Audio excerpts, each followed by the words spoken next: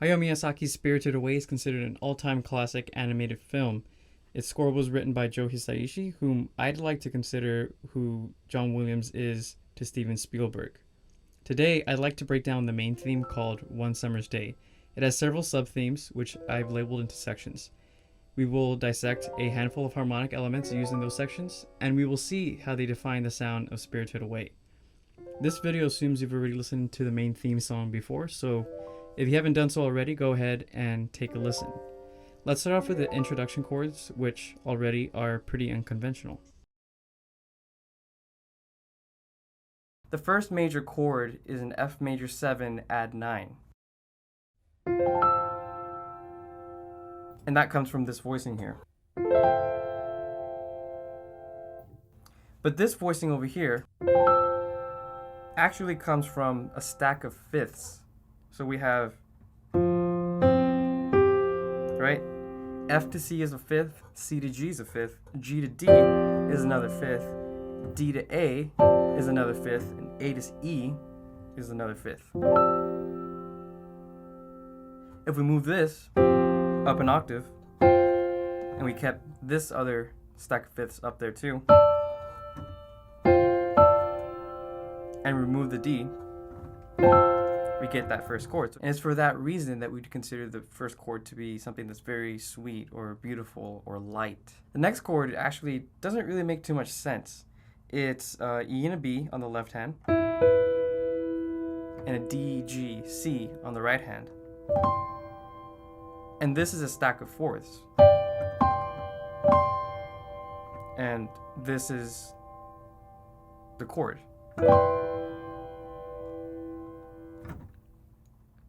This chord would make a little bit more sense if it was actually a complete stack of fourths from E to A instead of E to B. But in reality, it's actually just E to B. The next chord is a true stack of fourths, and it is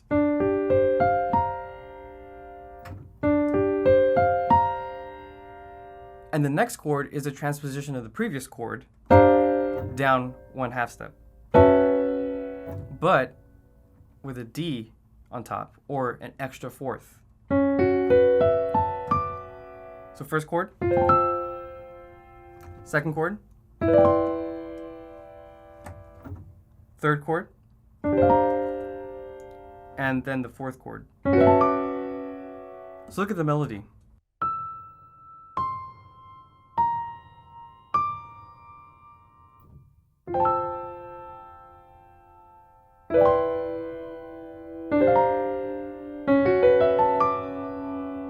So Joe Hisaishi actually likes using these fourths and fifths and tritone stacked chords, open chords, to create these ethereal effects with the soundtrack for Spirited Away. And the main theme begins with this mysterious chord. But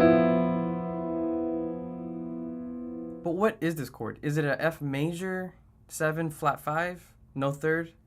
Or is it the top of a G13 chord?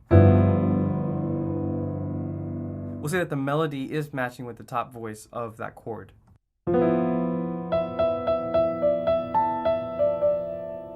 And then we transpose that voicing up.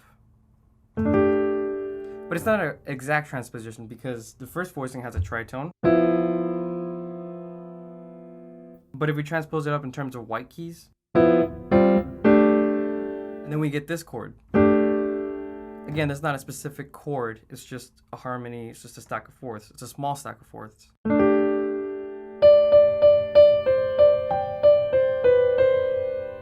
Then we get the next part.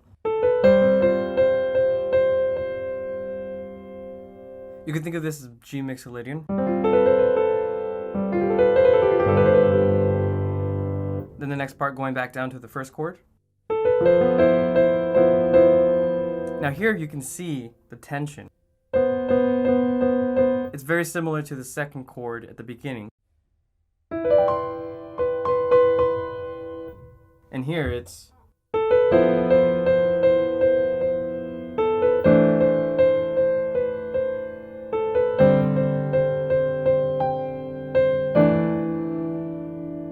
and so what we did, we just transposed down in terms of white keys. So the first chord has a tritone.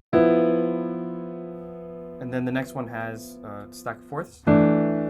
Same for the next chord. So here the melody is.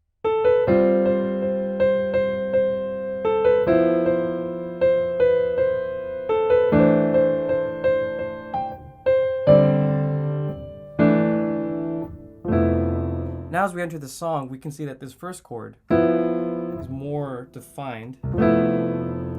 And you can think of it as an altered F major chord. Now it's safe to say because it actually functions as a predominant to the next chord, which is the dominant. This is a G7. This is the dominant of the C major scale.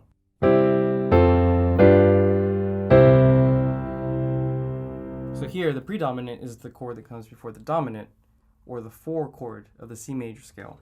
In this case, it's, and the dominant is, and then resolved to the tonic, or the 1 of the scale. And it's not just a C major chord, but it's actually a C major 6/9.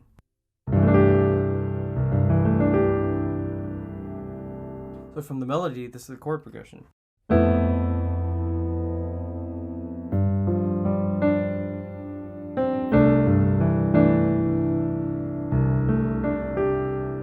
Now the next chord is ascending up to the 5th. So we're going to go from 1 to 2 to 3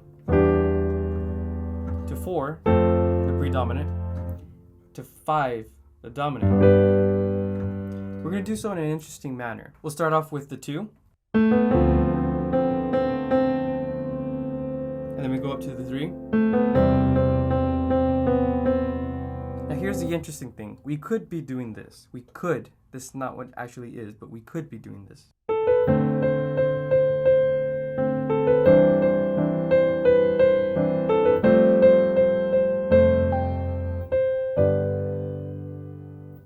But it's actually more interesting than that. It's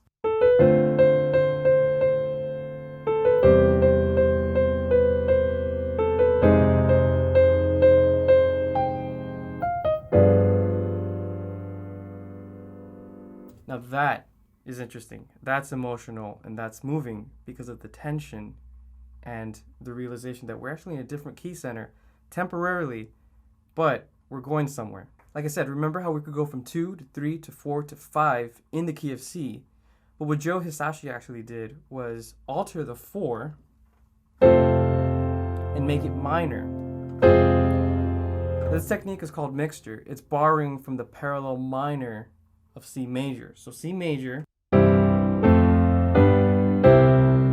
has a parallel minor of C minor.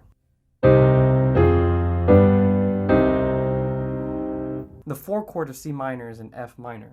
And the 5 chord of C minor is also G7 as it is in C major.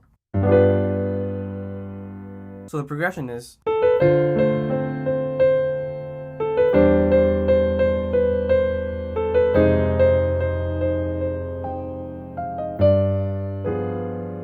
and that chord is a G7 flat 9.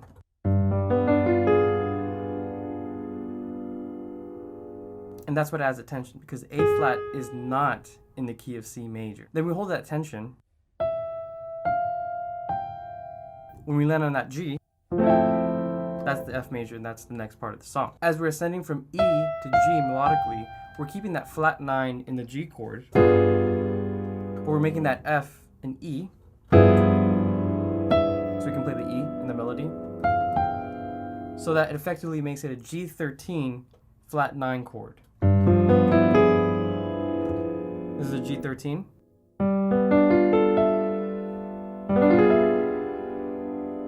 This is the voicing that I use. You can think of the G13 flat 9 as an E major chord over G7. Now let's go into the next part.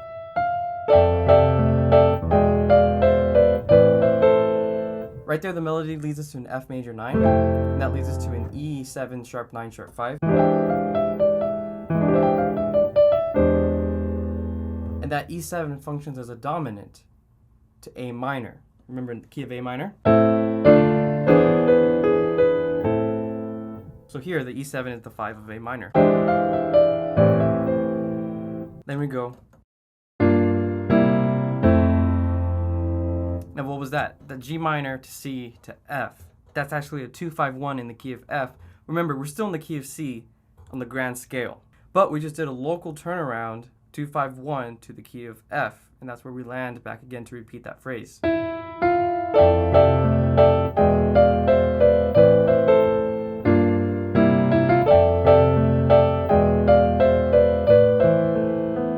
We did a 5-1 in the key of A minor. We did a 2-5-1 in the key of F major. Now we're going to do a 2-5 in the key of G. We're going to be playing around with the 2-5-1 in G before we land on the G. Okay, remember, so G is the dominant of C. But we're going to be playing with the dominant of G itself. So in that part, it's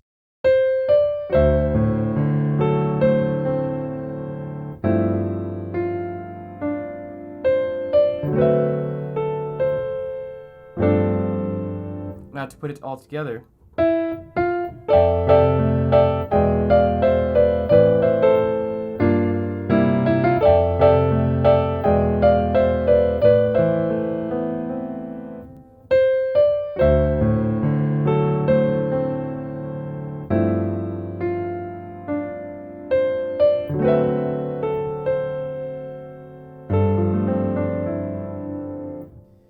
By the way, if you're enjoying this video, make sure to drop a like and consider subscribing if you haven't already. Alright, so let's continue. This wants to lead us back to C major. But instead it leads us to the 6 of C major. It's A minor to go to the next part. This next part is descending from 6 to 3. But with some voicings.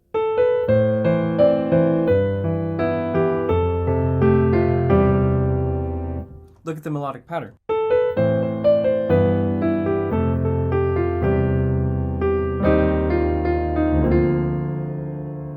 So it starts seeming like we're going to another key, but as you'll see, and as you know, it returns back to A minor. So look at this.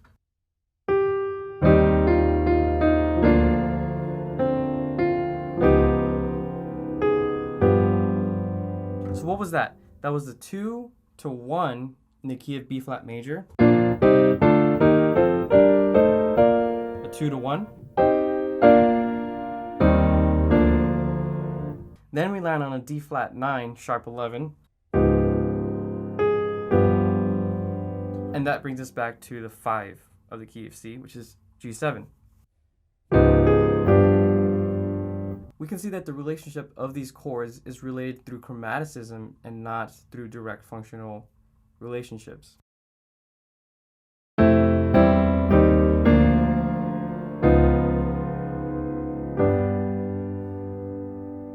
That D flat 9, sharp 11 connects to the G because it is a tritone substitution of G, as if it were going back to the key of C. So a quick recap on tritone substitution. It's a 2-5-1. But the 5 is a tritone away.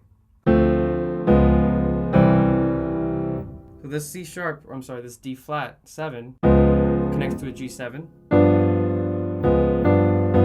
via this tritone, F and B.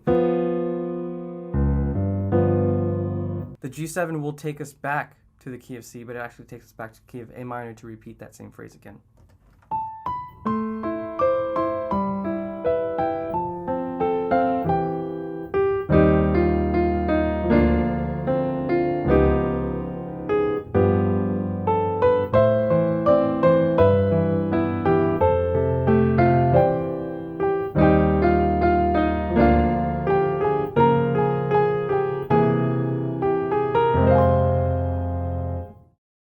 What was that? That was a 4-5-1 in the key of F minor. We just finished on F minor. The 4-5 of F minor is. But how do we get that from A minor? Again, Just as in the previous phrase, we approach these non-functional chords chromatically as we were descending down from A minor.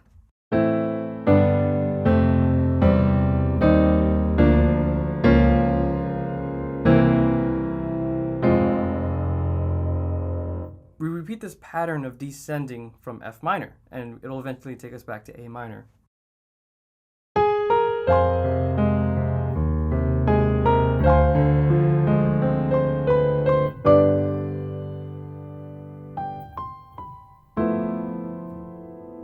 In this case, it's an F minor, falling down to an A flat over E flat, down to a D minor that's implied,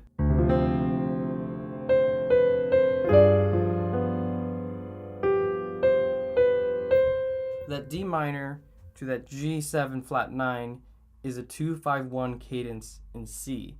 And we got to the D minor from F minor by just going down to E flat, that E flat fell down to a D.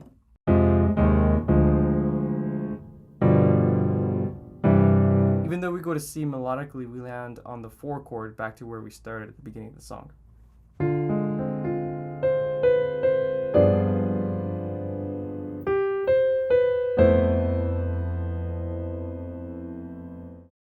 And that wraps up today's talk on the harmony of the Spirited Away film score by Joe Hisaishi. There's so much more to talk about, but that's for another time. I'm currently experimenting with the video content variation within the topic of harmony and music theory. So like and subscribe for more if you haven't already, as I plan on being consistent with content soon, and I am excited. Make sure to leave a comment on future suggestions or thoughts on this video, and we'll see you on the next one.